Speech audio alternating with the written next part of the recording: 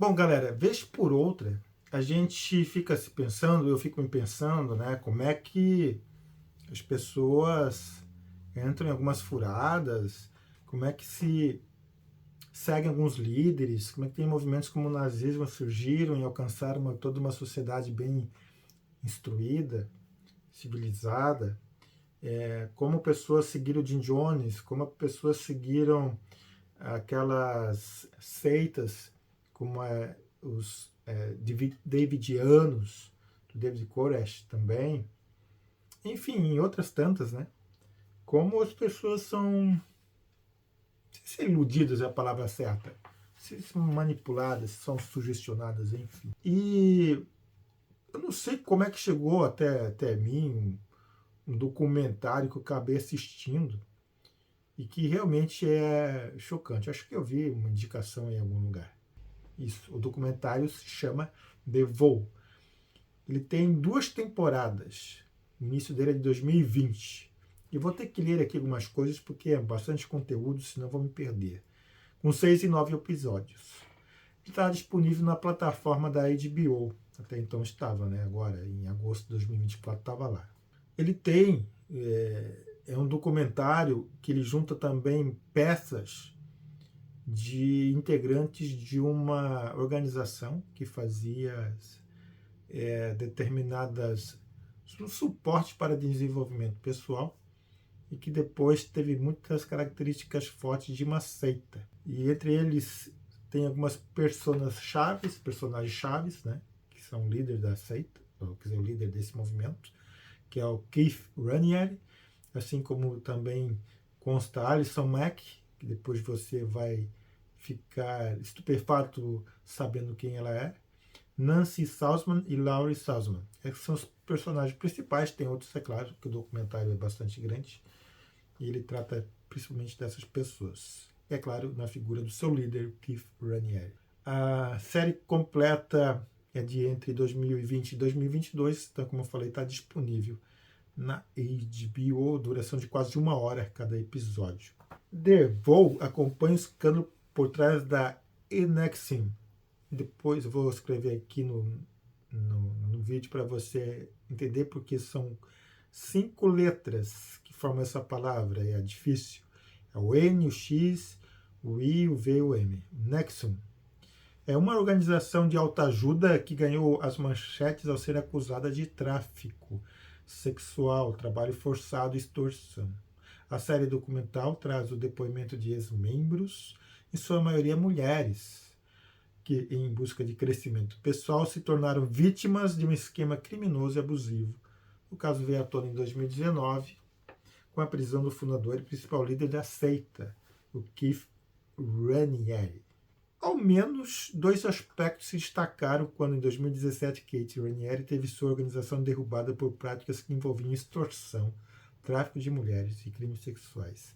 A informação, preste atenção, isso é muito surpreendente e chocante.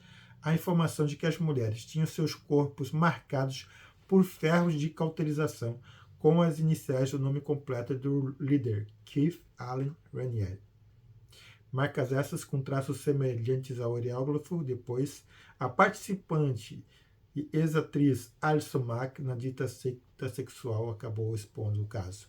Essa Alison Mack é muito conhecida na época porque ela fazia uma personagem Smallville, o que realmente causa estranheza porque a pessoa é uma pessoa, né, culta, inteligente, e acabou se envolvendo com esse pessoal.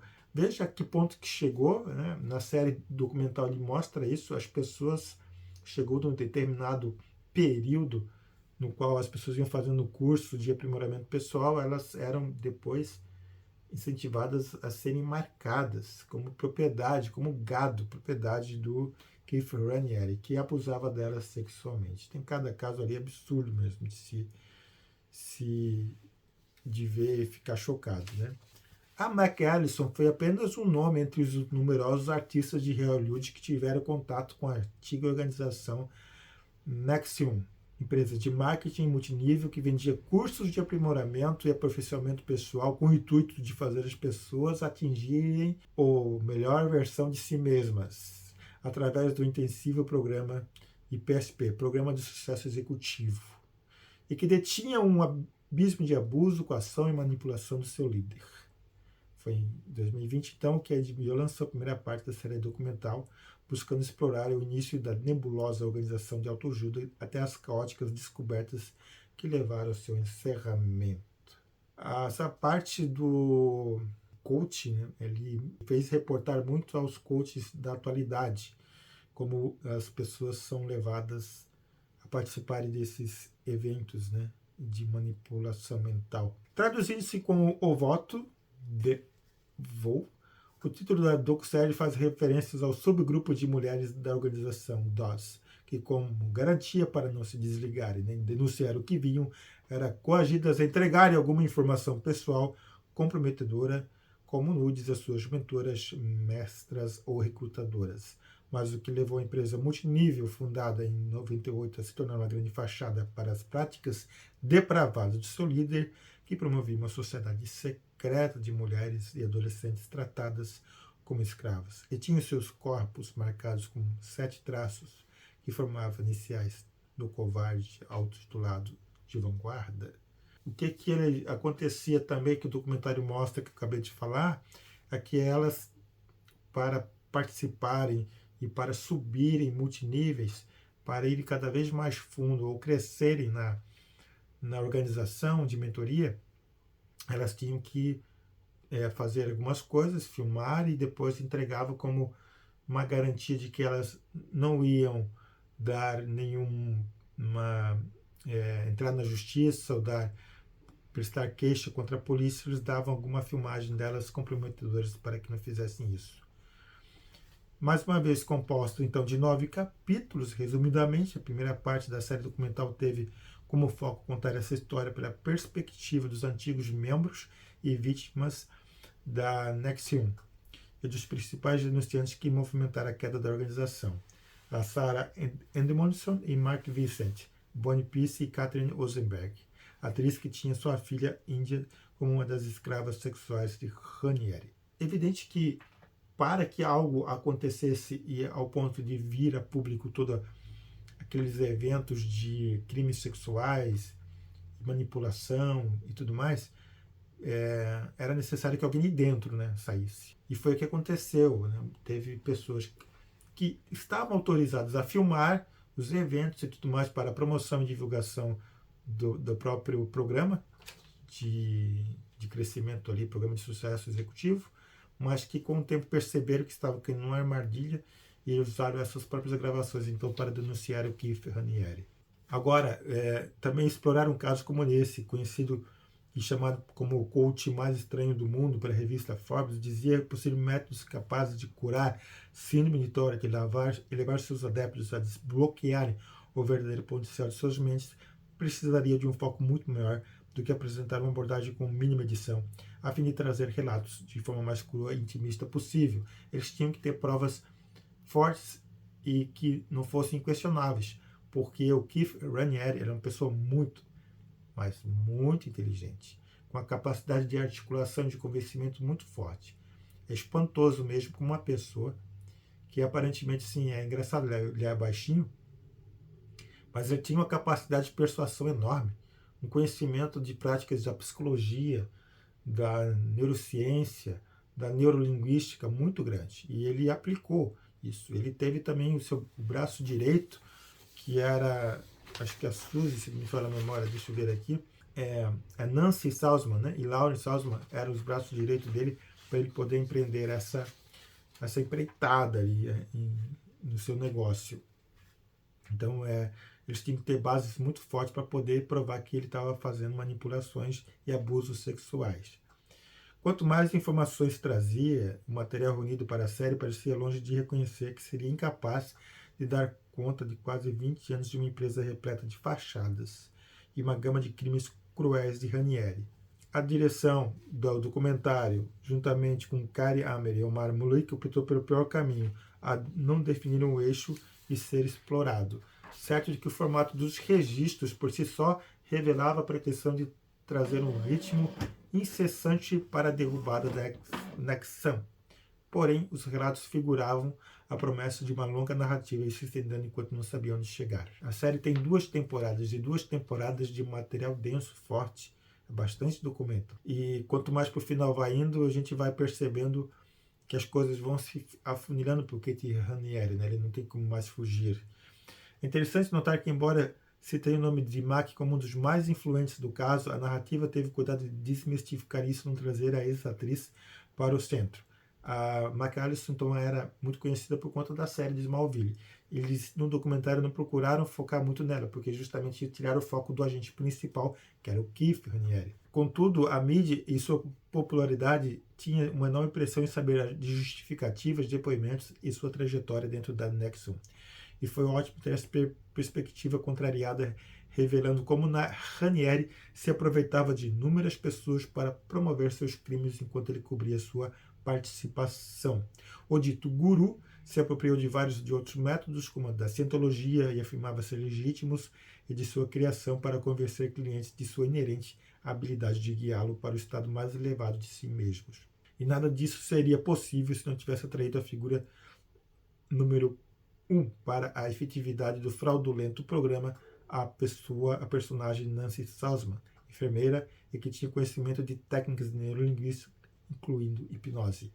Realmente, Nancy Salzman era o braço direito do Keith Raniere e provavelmente, talvez, ele não conseguiria ter ido tão longe se ela não estivesse junto com ele. Depois, claro, no documentário mostra ela se arrependendo de tudo que aconteceu. Mas aí já era tarde demais, né?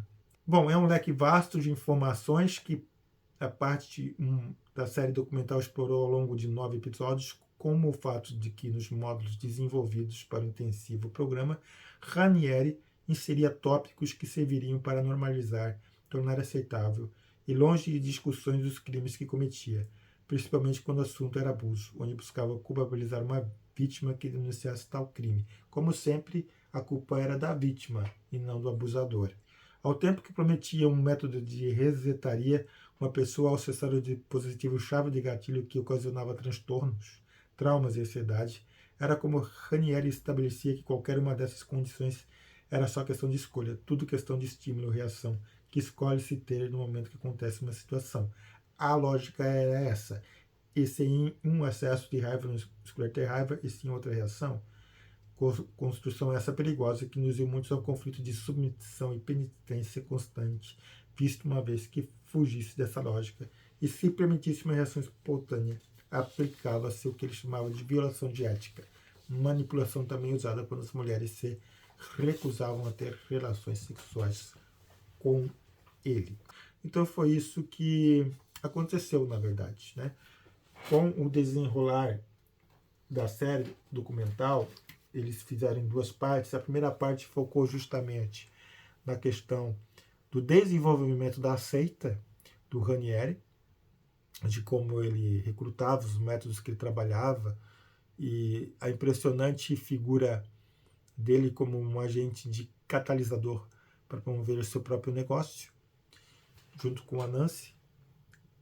Já na segunda parte, já traz e algo mais sombrio, mostra o declínio dessa agência, os relatos então de abuso que vão se sucedendo, porque a partir do momento também que o negócio dele cresceu, os abusos começaram a se tornar mais frequentes, evidentemente que ele perde em certo momento o controle disso, porque até mulheres que estavam, ou adolescentes, jovens que estavam debaixo de autoridade dos pais acabam indo para o programa e eles não retornam mais, preferem ficar com o cidadão, ele acaba abusando delas.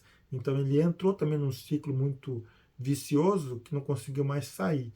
E quanto mais crescia, mais práticas abusivas ele fazia.